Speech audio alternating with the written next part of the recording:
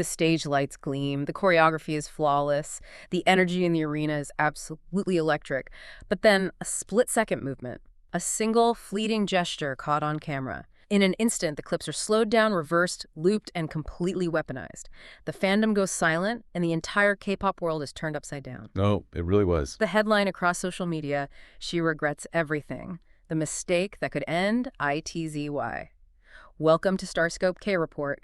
Join Eric and Minji as they ride the Hallyu wave, uncovering the biggest K-pop comebacks, shocking industry controversies, and major K-drama updates.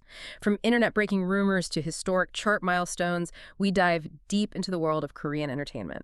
It is so great to be here with you today, diving into what has honestly quickly become one of the most frustrating, complex, and just revealing controversies of the year. Yeah, today our mission for this deep dive is to explore the massive and frankly baffling backlash against ITZY's Ryujin over a viral concert moment. But as we pull at the threads of this specific incident, we're going to see how it links directly to a much darker systemic issue in the K-pop industry regarding, impossible standards, glaring double standards, and the intense toxicity of online echo chambers. Yeah, I mean, what starts as a simple wardrobe adjustment quickly spirals into this whole conversation about the fundamental humanity of idols, or rather, the lack thereof in the eyes of certain netizens. Exactly. So let's set the scene for the wardrobe malfunction heard around the world. Okay, let's do it. The inciting incident happens during ITZY's Tunnel Vision World Tour.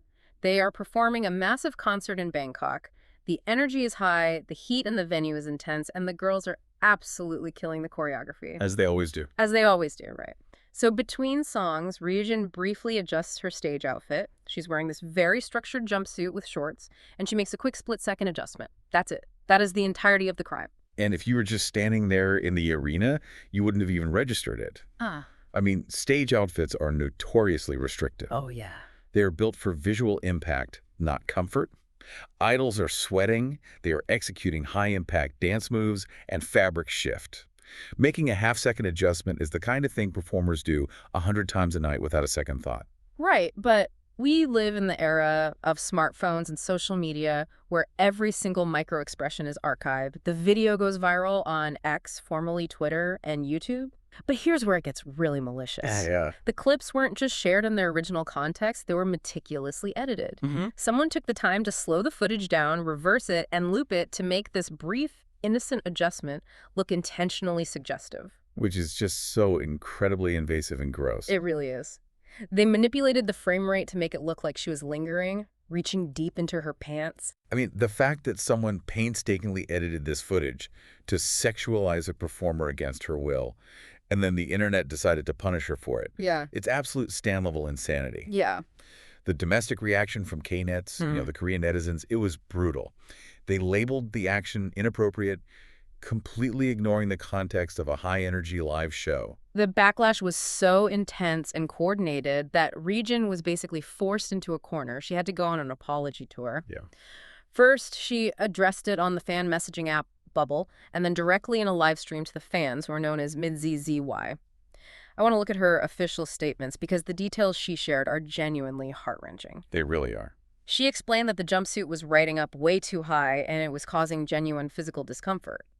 To use her exact words, it felt like it was trying to split her in half. She was in physical pain. I mean, stop and think about that for a second. Why is a female idol being forced to apologize for alleviating physical pain on stage? I know. She admitted to letting her guard down because she felt so incredibly comfortable with MIDZY in that moment. But this is the part that really got me. Oh, the friend thing. Yes. She revealed that a so-called friend actually scolded her after the show.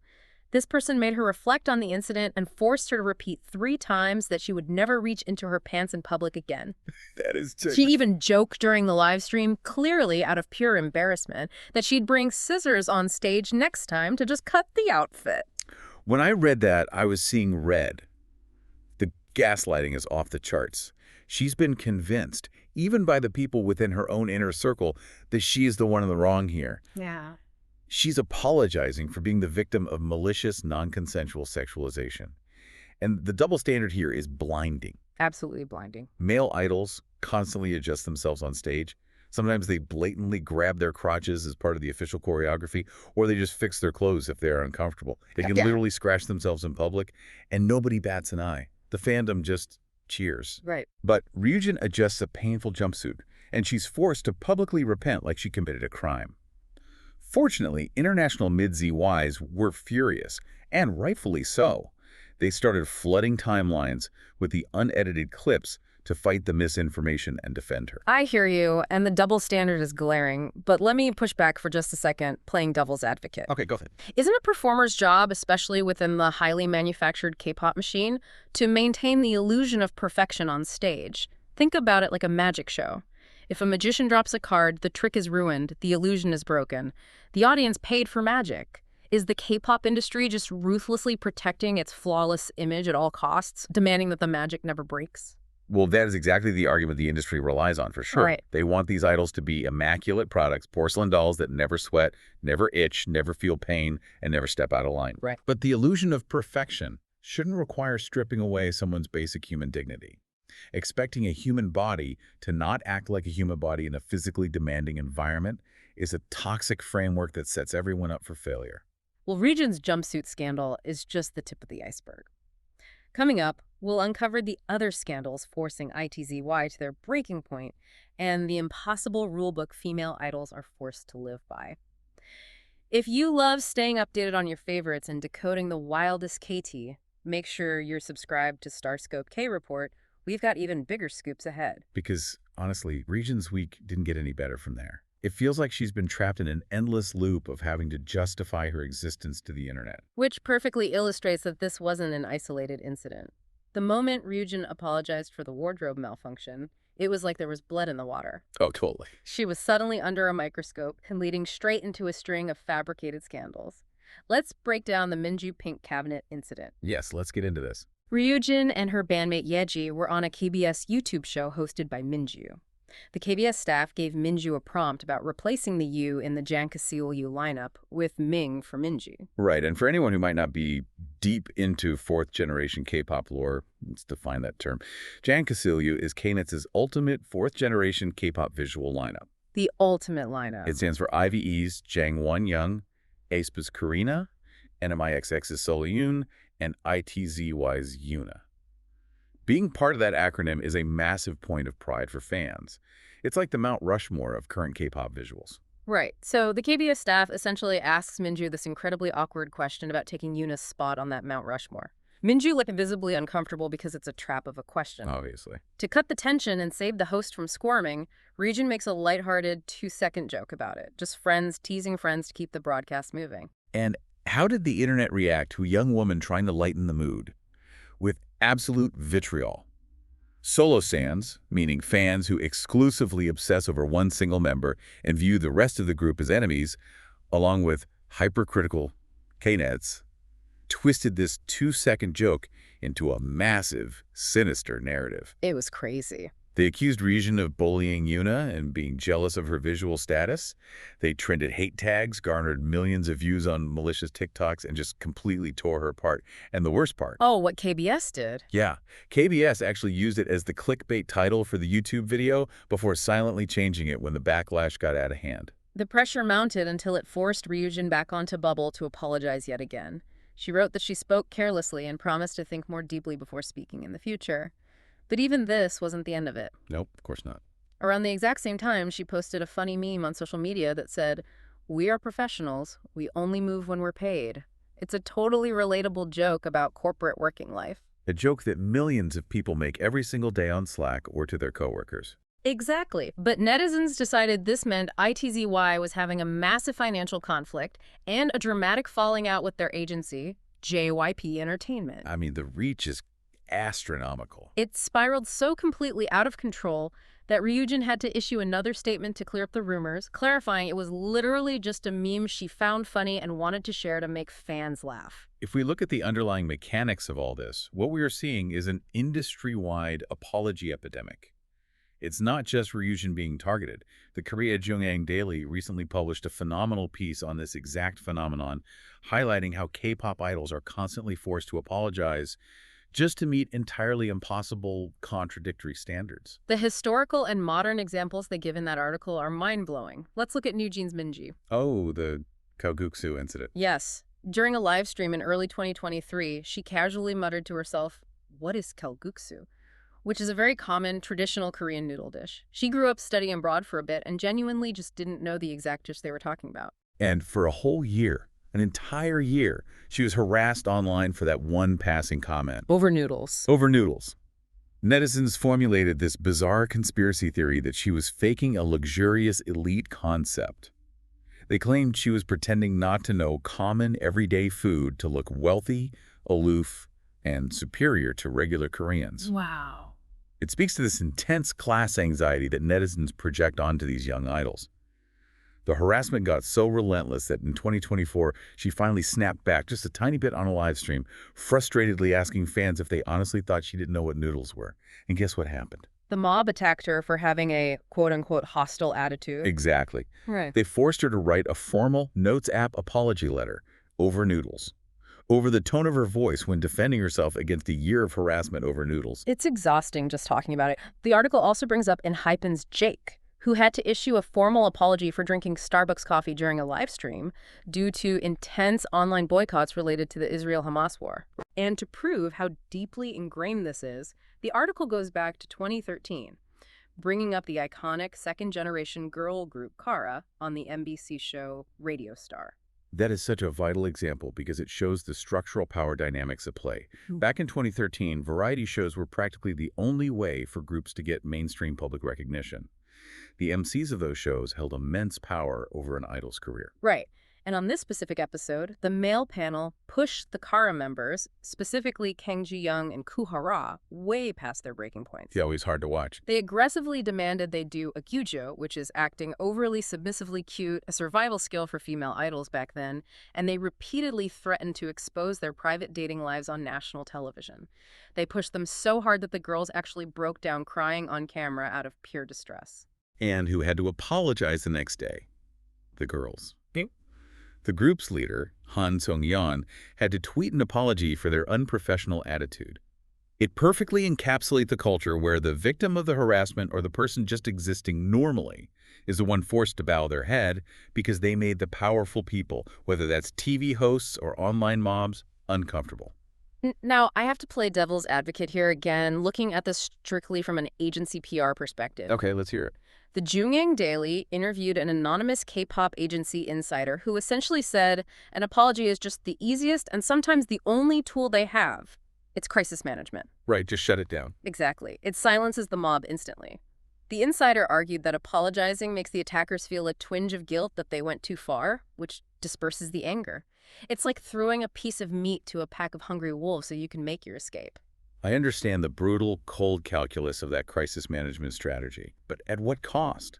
You weren't just throwing meat to the wolves, you were throwing the idol's mental health to the wolves. That's very true. We are seeing a tragic, unprecedented rise in idols taking extended hiatuses for panic attacks, severe anxiety, and extreme physical exhaustion. When you force a human being to constantly apologize for their basic humanity, for experiencing pain, for making a harmless joke with a friend, for not knowing a noodle dish, you are actively destroying their self-esteem and their sense of reality. As pop music critic Seo Jong-min Gap noted in the article, fans feel a profound sense of control over idols because they view them as products they invest their time, money, and emotions into. And that intense ambivalence can turn into cruelty at the drop of a hat. And that's not even the wildest part of this fandom culture. Later in this deep dive, we'll talk about the shocking paradox where fans will destroy an idol over a noodle dish, but violently defend them when they commit actual, deeper, harmful cultural offenses. It is the ultimate hypocrisy, and to understand it, we have to look at the psychology of how we interact online. I was recently reading this fascinating research paper from Scholar Commons by Grace Gita Tantra that dives deep into the psychology of K-pop fandoms. It really clicked for me why this behavior happens. The paper raises the most important question: why do fans act this way? And the answer lies in the era of Hallyu 2.0, which is entirely driven by social media.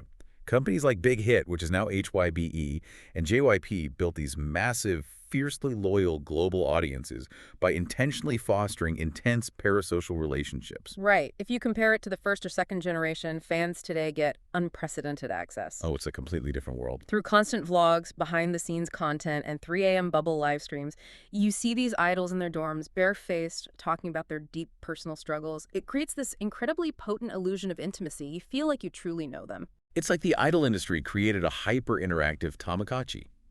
The fans feel a profound sense of ownership because they've voted, streamed, and bought albums to raise this idol to success. And when you feel that close to someone, you naturally want to protect them. But on social media, this protective instinct gets warped by a psychological concept called homophily. Homophily. Let's unpack that. Basically, it's the tendency for individuals to group together with people who think exactly like them. Exactly.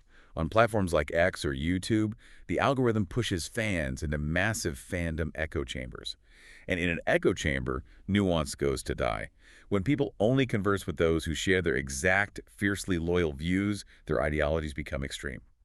That's how a simple joke becomes bullying in the eyes of a mob. And as we discussed earlier, the gender double standard within these echo chambers is staggering. The research points out that when a male idol is caught smoking, the fandom immediately asks where he put the cigarette butt to make sure he didn't litter. Right, they praise him. Yeah, they praise him for being considerate.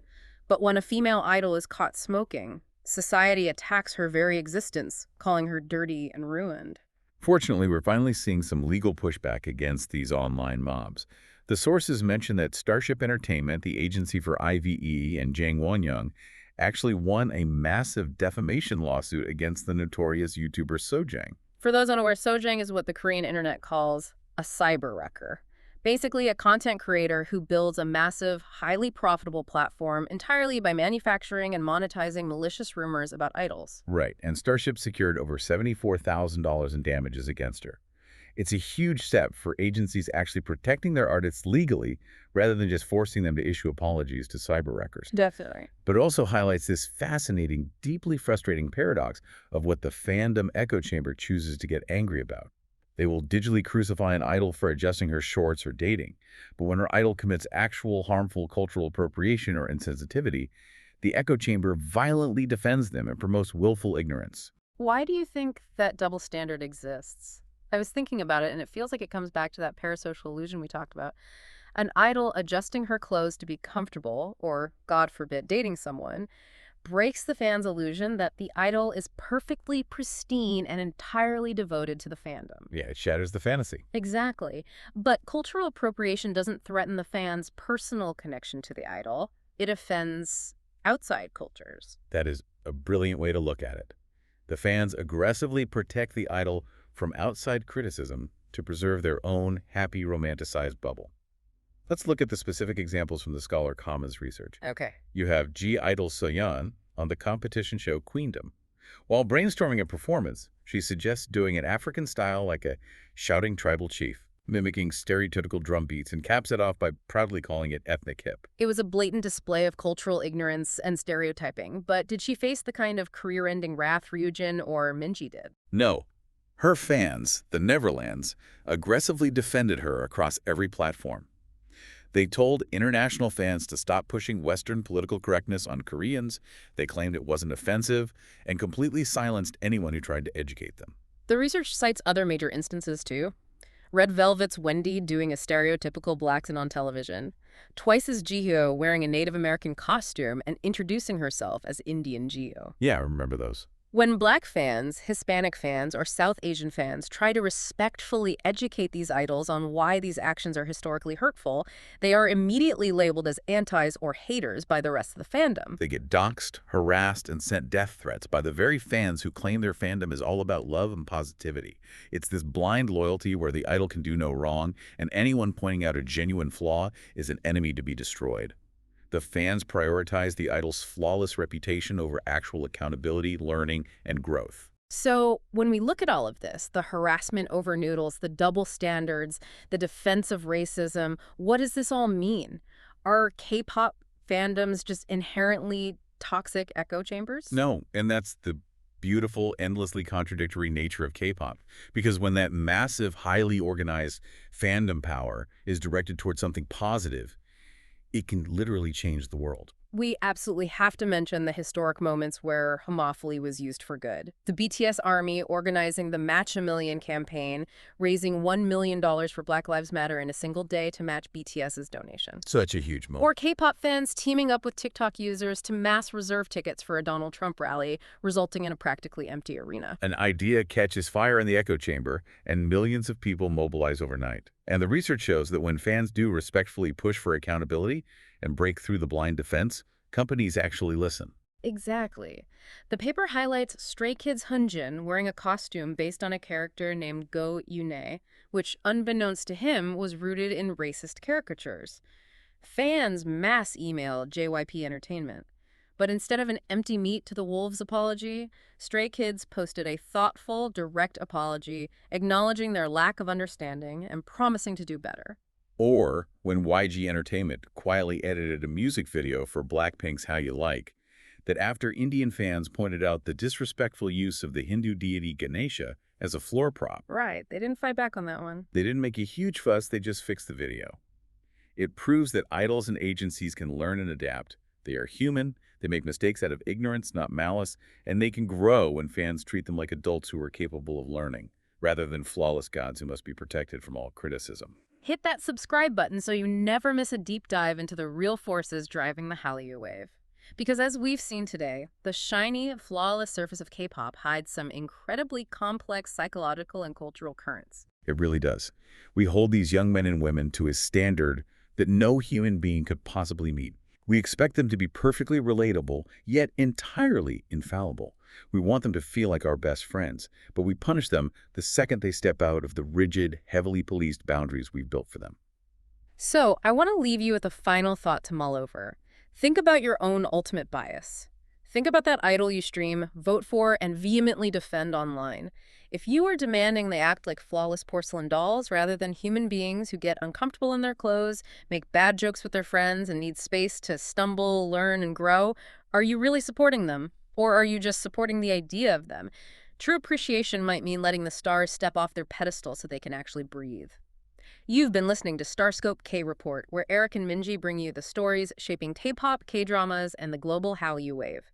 Thanks for tuning in, and don't forget to subscribe for more stories that keep the stars shining.